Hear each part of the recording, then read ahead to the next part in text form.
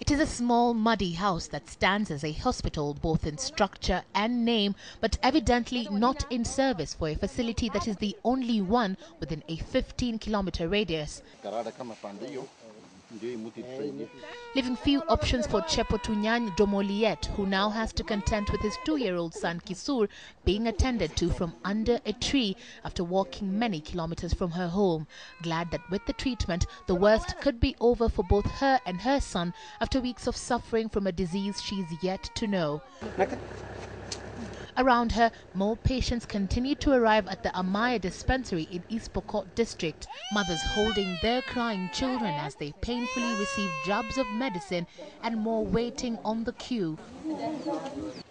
Mothers having children on their backs seeking medical assistance, the now overwhelmed dispensary giving treatment to a disease they are yet to confirm. When people started complaining of stomachache and vomiting and diarrhea, you know, the first thing people will just think this is cholera. But based on the observation that has been made, it seems this is dysentery. Because of the nature of the environmental pollution, the water they are taking is not safe. They tend to collect water when, especially the rains have come. They collect water from the trenches, so that water is poorly treated, and they don't boil. So we believe that the problem could be arising from such.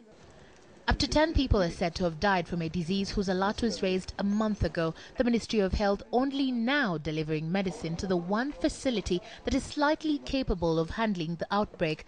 Community health workers remaining fearful that only the lucky ones are making it to hospital and that hundreds more unable to brave the terrain continue to ail in homes across the eastern Pokot. The people who have been sick have to travel all the way to Churo.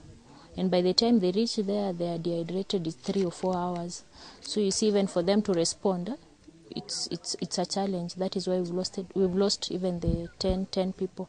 Health workers here now expecting the government to move fast to conduct tests and confirm the disease for appropriate treatment before more lives are lost. Evelyn Wambui, KTN Weekend Prime.